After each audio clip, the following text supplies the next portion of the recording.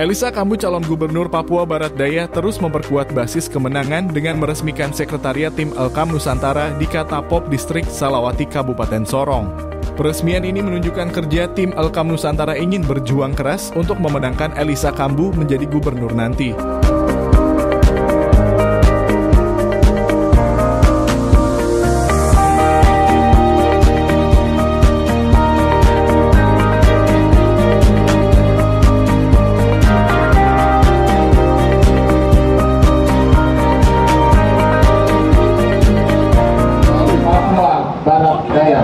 Dengan mengucap syukur kehadirat Tuhan Yang Maha Kuasa serta memohon pertolongannya melalui kekuatan Roh Allah yang hidup, yaitu Roh Kudus, atas izin kita semua yang hadir hari ini, Kamis tanggal 24 bulan Oktober tahun 2024. Saya Elisa Kambu, calon gubernur Papua Barat Daya pada pemilu kada serentak 27 November 2024 secara resmi meresmikan gedung ini. Kita semua berdoa supaya Tuhan selalu hadir di tempat ini, dan semua orang yang keluar dari rumah ini membawa damai, pesan damai, pesan pembangunan untuk semua masyarakat kita yang ada di sini. Tidak boleh ada fitnah, tidak boleh ada kebencian, tidak boleh ada kekerasan. Tapi semua yang keluar dari rumah ini harus membawa pesan damai.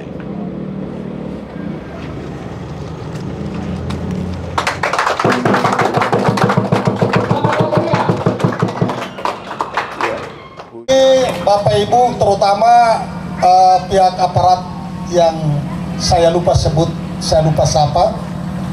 Hari ini momentum bagi kita semua, khususnya di distrik Salawati. Kalau tadi ada yang bilang baru kenal Pak Elisa, saya juga Pak Elisa ini belum terlalu lama saya kenal beliau. Ya, saya kenal beliau waktu Lebaran 2 tahun lalu.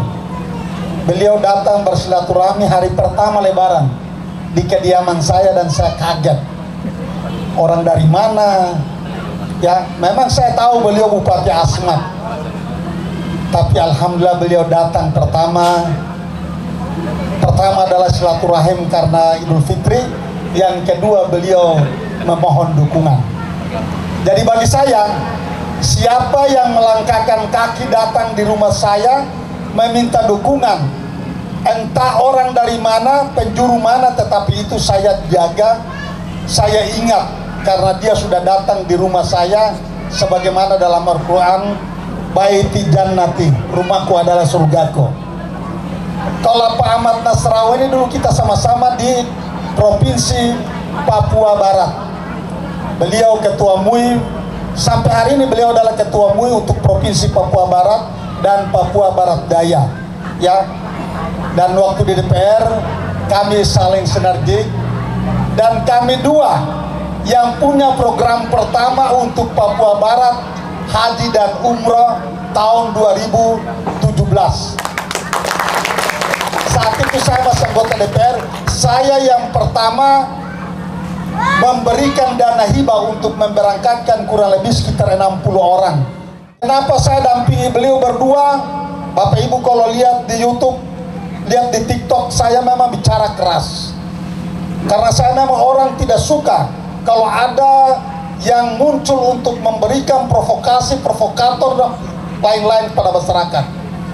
Pemilu Pilkada tanggal 27 November itu, kita bukan memilih tokoh agama, kita bukan memilih pemimpin organisasi, tapi kita memilih adalah pemimpin rakyat selama 5 tahun.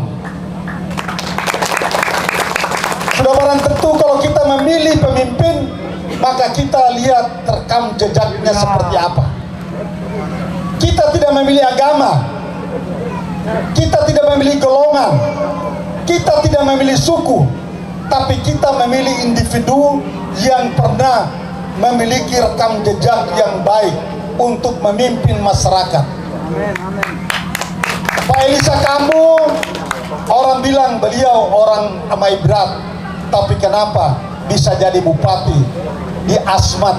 Di sana tidak ada orang amai berat, ada, tapi mungkin bisa dihitung dengan jari. Apalagi sekarang dia mau kembali ke kampung halamannya. Oleh sebab itu saya ingatkan terutama buat kita umat Islam, sekarang ini banyak sekali provokasi-provokasi, banyak sekali isu-isu agama yang dimainkan oleh kelompok-kelompok yang tidak bertanggung jawab. Isu sara, isu suku. Ya, saya mau sampaikan buat kita semua, kalau yang belum pernah merasakan yang namanya perang sara, jangan coba-coba. Karena kami di Maluku, Maluku Utara, Sulawesi Tengah itu sudah merasakan. Jadi jangan sampai ada provokasi hal-hal seperti itu. Saya berharap untuk kita semua, isu yang dimainkan oleh oknum-oknum tertentu, ya, para ustadz, para mubalik sekarang ini, mereka katakan kalau pilih yang bukan muslim itu nanti kita mati masuk neraka. Makanya saya tantang, saya bilang, sudah pernahkah melihat orang yang tidak mendukung orang seakidah terus dia masuk neraka? Jangan pilih Pak Elisa Kambu, nanti besok lusa yang pakai jilbab nggak pernah lagi pakai jilbab. Bapak Ibu, peristiwa jilbab ini saya orang pertama yang pernah mendapatkan itu, Pak, izin. Maju. Inilah yang telah mendorong kita semua hadir di tempat ini. Karena untuk menentukan kemajuan ini, kita akan menggunakan hak kita pada pemilu kada 2027 untuk memilih pemimpin kita, yaitu gubernur, wakil gubernur, bupati, dan wakil bupati. Hari ini hadir di tengah-tengah kita Elisa Kambu, calon gubernur Provinsi Papua Barat Daya, dan saudaraku Ahmad Nasrau, SPDI MM, calon wakil gubernur Papua Barat Daya pada pemilu kada 27 November 2024. Kami hadir untuk semua suku bangsa. Kami hadir untuk semua golongan. Kami hadir untuk semua agama. Jadi kami tidak hadir untuk satu kelompok tertentu, satu etnis tertentu, tidak. Tapi kami hadir untuk semua suku bangsa, semua agama, semua kelompok, semua golongan. Bapak Ibu saudara sekalian, kita dalam menuju Papua Barat Daya ini, kita semua punya mimpi bahwa Papua Barat Daya besok harus lebih baik. Anak-anak kita besok harus lebih baik dari kita. Kira-kira begitu toh?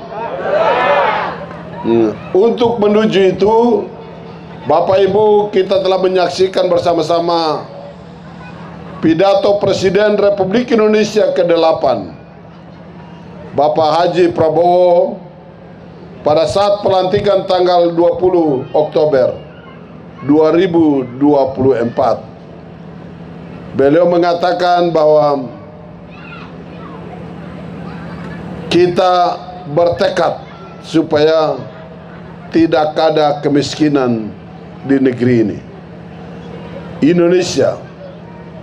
Kita bertekad berjuang supaya semua anak bangsa yang lahir dari tanah dan negeri ini sebagai warga negara, dia harus berpendidikan yang baik. Semua warga harus mendapatkan akses pelayanan kesehatan yang merata, berkualitas, dan tema sentralnya untuk menjawab semua itu, maka perut harus kenyang. Nah, itu sebabnya beliau bertekad sekali, berharap bahwa Indonesia sudah waktunya harus bangkit untuk menjadi swasembada pangan. Sudah waktunya Indonesia harus bangkit, hadir untuk menjadi negara yang maju. Dia hadir untuk memberi manfaat untuk negara-negara lain. Berkenan dengan itu, program jangka pendek untuk menuju Indonesia Emas adalah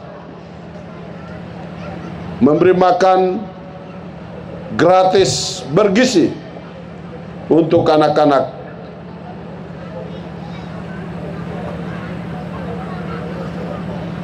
peningkatan produksi pertanian dalam arti luas, sudah include di dalamnya perikanan, peternakan, dan segala macam.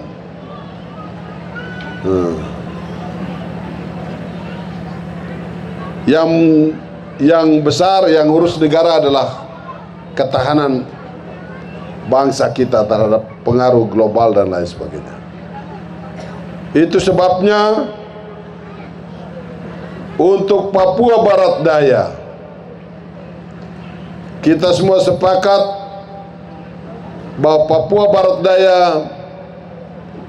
kita juga sebagai bagian integral dari bangsa ini, kita akan melaksanakan program-program strategis ini di Papua Barat Daya. Bapak, Ibu, saudara-saudara sekalian,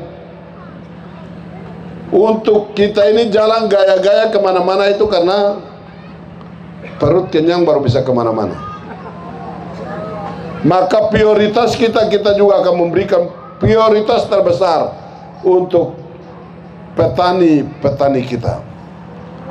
Maka Aimas dan sekitarnya, Kabupaten Sorong, akan kita jadikan fokus untuk peningkatan produksi pertanian dalam arti luas, karena lahannya cukup,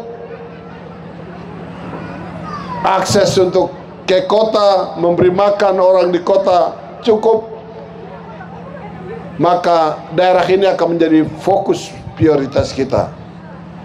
Kita akan memastikan bahwa lahan-lahan kita bisa mau, kalau peningkatan produksinya meningkat, maka pemerintah berkewajiban menyiapkan drainase yang, irigasi yang memadai, pupuk yang tersedia dan terjangkau untuk semua petani, pemberian bantuan bibit, baik pertanian, hortikultura, pertanian ya jangka panjang, dalam hal ini perkebunan, perikanan, peternakan.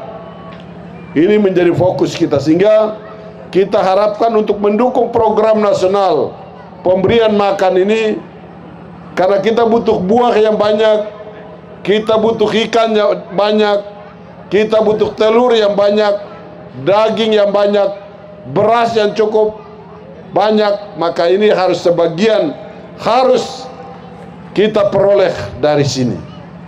Kalau itu yang terjadi, maka masyarakat akan mendapatkan nilai tambah, peningkatan pendapatan, karena hasil pertaniannya bisa dibeli. Karena ini memberi makan dalam jumlah yang besar. Dan ini kontinuitas. Itu sebabnya saudara-saudaraku yang ada di kawasan ini, kalau mungkin saat ini sudah lupa dengan kembali lihat lahan lagi, mulai hari ini sudah harus kembali untuk melirik itu kembali. Karena ini potensi dan peluang besar untuk mendapatkan uang.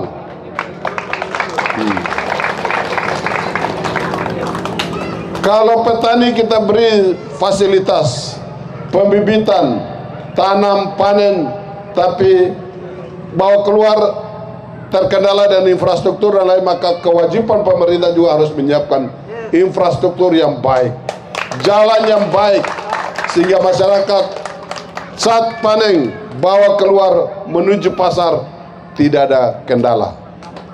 Ini menjadi fokus kita semua, prioritas. Makan ini juga menjadi prioritas, karena kalau kita bicara orang sehat, sehat itu tidak turun dari langit. Sehat itu dari apa yang dimakan. Benar ibu-ibu? Benar ibu-ibu? Kalau betul nanti betul-betulan jadi benar. Dari lingkungan yang bersih, dari rumah yang layak, dari perilaku kehidupan. Ini kontribusi yang memberikan manusia itu sehat. Kalau sehat kita pastikan dia pasti cerdas. Itu sebabnya kita juga akan dorong untuk memastikan kalau ibu-ibu yang hamil, kita juga akan memberikan makan gratis, memberikan vitamin, pemeriksaan kesehatan secara berkala, melakukan ini harus dilakukan supaya ibu-ibu ini bukan mereka yang kita urus, karena kita urus mereka yang ada di dalam generasi kita yang akan ke depan. Karena kita ini jalan ini sudah jalan terus, tidak mungkin kita mau kembali lagi. Atau ada yang mau kembali? Ya, maka kita semua harus sepakat. Kalau kita ini jalan terus, maka kewajiban kita hari ini adalah menyiapkan generasi berikut harus dengan baik. Karena tantangan ke depan lebih berat daripada apa yang kita hadapi saat ini. Ibu-ibu setuju ya? Oke, sudah setuju toh? Ya, kira-kira begitu. Selanjutnya kita juga ingin memastikan supaya semua warga negara kita yang ber-KTP Papua Barat Daya harus mendapatkan jaminan kesehatan semua, BPJS. Ini harus kita pastikan. Yang berikut sudah tadi ya, jaminan kesehatan, infrastruktur sudah tadi. Yang berikut kita semua ingin pastikan bahwa Papua Barat Daya harus tetap aman. Harus supaya kita ini bebas mau tinggalkan istri, anak-anak sekolah, tidak ada pikiran, tidak ada beban. Kita cari kerja, kita pulang aman. Ibu-ibu juga bebas keluar dari rumah, jemput anak sekolah, tidak takut. Ini yang menjadi prioritas kita semua. Bapak Ibu, saudara-saudara sekalian, keamanan ini juga ikut berkontribusi supaya semua mimpi ini kita bisa akan kerjakan apabila negeri ini aman. Selanjutnya, Bapak Ibu saudara-saudara sekalian, kami juga akan menyediakan umroh untuk orang-orang tua yang tidak mampu. Setiap tahun akan kita sediakan. Soal banyaknya orang, kita sesuaikan dengan kemampuan fiskal kita, keuangan kita. Tapi saya pastikan tiap tahun ada. Oke, juga teman-teman yang Nasrani juga kita sediakan. Hal yang berikut, Bapak Ibu, saya ingin mengajak kita semua supaya kita pada pemilu kada nanti kita memilih pemimpin yang takut Tuhan, pemimpin yang merendahkan diri, pemimpin yang selalu ada di tengah-tengah rakyatnya dan selalu berjuang untuk rakyatnya. Jangan pemimpin yang pemilu ketemu tapi nanti tunggu sampai pemilu lagi baru datang. Untuk Elisa Kambu dan Ahmad Nasrau, silaturahim ini bukan untuk pertama, tapi ini adalah pembuka jalan untuk silaturahim berikutnya. Kalau Tuhan izinkan saya Elisa Kambu dan Ahmad Nasrau mendapatkan mandat dari rakyat Papua Barat Daya, saya pastikan silaturahim seperti ini akan terus berlangsung. Kita punya momentum banyak. Ada Natal, ada Idul Fitri. Ini kesempatan untuk kita bisa silaturahim. Apalagi daerah ini dekat dengan ibu kota provinsi Papua Barat Daya. Jadi ini masih gampang untuk kita jangkau. Dan saya pastikan kita akan datang. Kalau ada undangan dari warga nikah atau acara, silakan disampaikan. Kalau kita tidak masih ada di kota, masih ada di Sorong, pasti kita akan hadir. Dan itu yang saya kerjakan selama ini ada di Asmat. Bukan karena nanti pemilu baru datang. Itu yang Bapak Ibu menyaksikan melalui media. Waktu saya pamit mau pulang ke Papua Barat Daya. Oke? Saya rasa itu, untuk itu Bapak Ibu saudara sekalian, siapa yang ingin perubahan angkat tangan. Siapa yang ingin kemajuan angkat tangan. Yang ingin perubahan, yang ingin perbaikan, yang ingin kemajuan, mari rapatkan barisan dengan pasangan nomor urut 3. Nomor urut berapa? 3. Nomor urut 3. Di sebelah sini orang banyak tapi tangan hanya berapa ekor saja ya. Kalau di sini memang kompak, tapi tangan untuk yang di sebelah sini. Ya mudah-mudahan lah. Tapi Tuhan saja yang tahu kamu punya hati. Saya hanya lihat kamu punya wajah, tapi Tuhan kenal hatimu. Penentuan pilihan pada pemilu kada ini adalah ibadah kita. Kita ingin memilih pemimpin yang benar-benar siap untuk mendedikasikan seluruh hidupnya untuk kemajuan negeri ini. Bukan pemimpin yang ingin menghimpun kekayaan, mengumpulkan kekayaan, harta. Bukan pemimpin yang ingin memperluas kekuasaan. Kamu tahu yang memperluas kekuasaan? Itu kira-kira bagaimana? Bukarkan sayap, serasri pasang jaring. Benar. Maksudnya bapak tidak cukup istri. Istri tidak cukup anak. Baru kamu yang lain? Tidak boleh. Kamu yang lain mau nonton saja? Tidak boleh lah. Kita harus lawan. Supaya ke depan ini orang-orang hebat yang duduk, anak-anak muda ini yang tidak punya uang bisa berpeluang juga jadi anggota DPR. Bisa juga jadi bupati, wakil bupati. Kalau tidak, ya nanti mereka yang punya uang saja yang tetap ada dalam posisi-posisi itu. Yang ini mau dibiarkan? Mau dibiarkan? Saya harap mari kita rapatkan barisan, kita hentikan. Yang menghentikan ini Anda semua. Bapak Ibu, kalau Bapak Ibu lihat, ini kami sudah 1 bulan kampanye. Yang keliling-keliling kumpul orang banyak ini hanya pasangan nomor urut 3 saja. Yang bertemu langsung dengan rakyat ini hanya pasangan nomor urut 3. Kalau orang yang lain itu hanya orang punya utusan-utusan saja. Kamu mau yang mana? Mau yang utusan atau yang ketemu dengan orangnya langsung? Ya.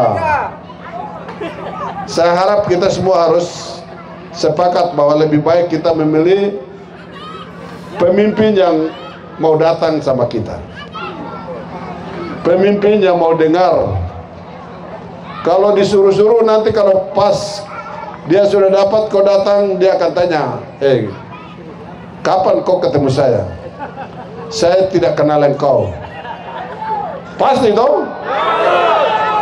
Untuk itu mari rapatkan barisan, menangkan pasangan nomor urut. Pasangan nomor urut. Pasangan nomor urut. Bungkus kan tidak? Ini Salawati berapa DPT? Waras nggih.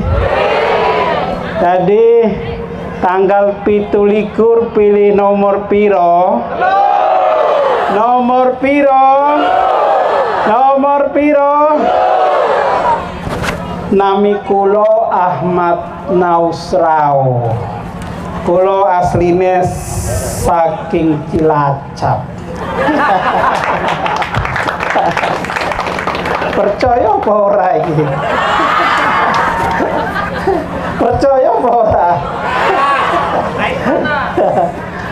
Kalau iki jane asline kayak mana? Tapi bojoku wong Cilacap. Bojoku wong di enak sih saka Cilacap apa ora iki? Cilacap, Banyumas, ono apa ora?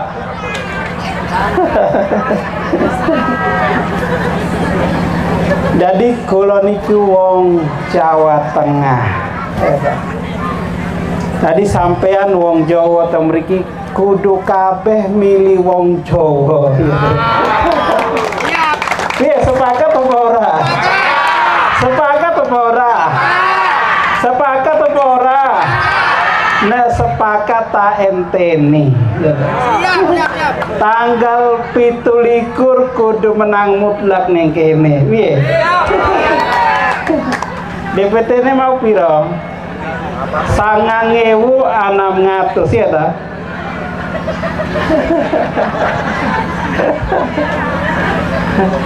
Pasangan Elisa Kambu entuk pirong persen iki?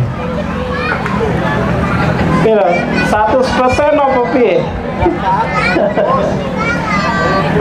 Sing penting bungkus nomor.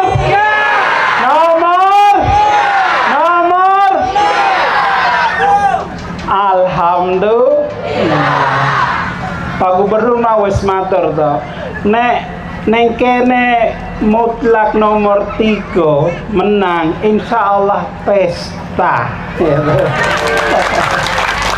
Pesta neng kene.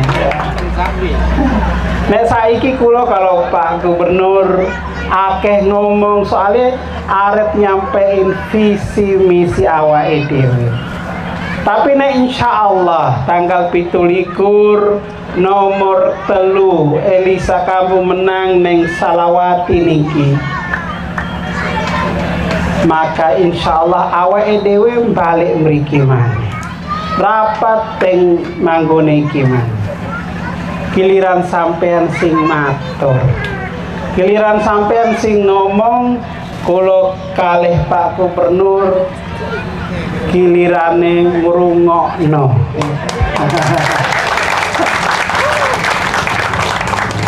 Nek ono masalah opo wae wajib sampean matur. Tapi ngenteni sik.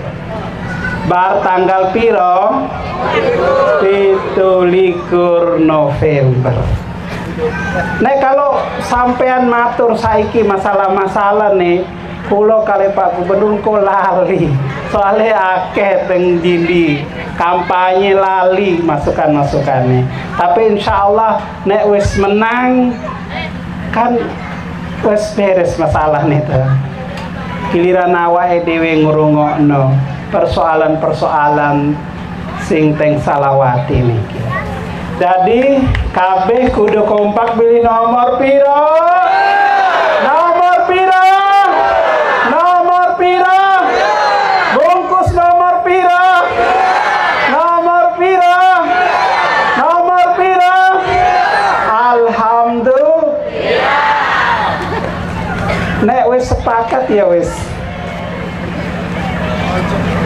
Alhamdulillah.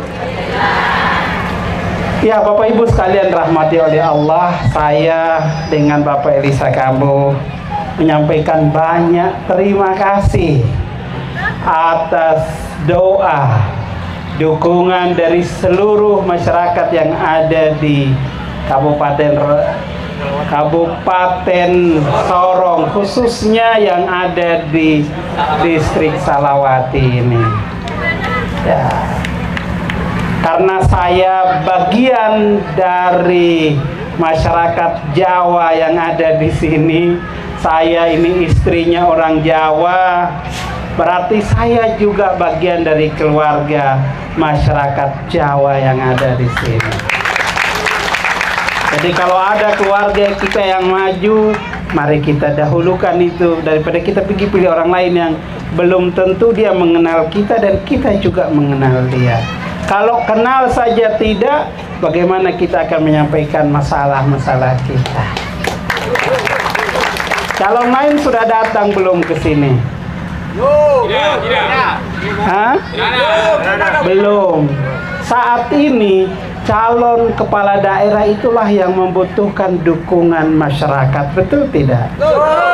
Membutuhkan suara masyarakat, betul tidak? Jadi dialah yang harus datang bertemu dengan masyarakat untuk meminta doa dan dukungannya. Nah, pada saat dia membutuhkan dukungan masyarakat saja, dia tidak datang. Bagaimana kalau dia sudah terpilih? Dia sudah tidak lagi membutuhkan masyarakat. Sudah tidak membutuhkan suara Bapak Ibu lagi. Maka pemimpin yang model itu, begitu Bapak Ibu datang mau ketemu, sampaikan masalah-masalahnya, dia tidak akan mau mendengar karena dia tidak pernah datang bertemu dengan Bapak Ibu semua. Kalau pemimpin yang mau datang duduk dengan masyarakat, mau mendengar aspirasinya, mau mendengar keluhannya, mau melihat persoalan-persoalan yang ada di tengah masyarakat, itu adalah pemimpin yang punya hati dan siap untuk terus bersama dengan masyarakat. Jadi saya dengan Bapak Elisa Kambu, insya Allah kalau dengan dukungan Bapak Ibu sekalian dan dengan ridho Allah kami terpilih, maka tadi Bapak Gubernur sudah sampaikan, silaturahim serupa ini akan terus kita jaga setiap waktu, setiap saat kami akan datang.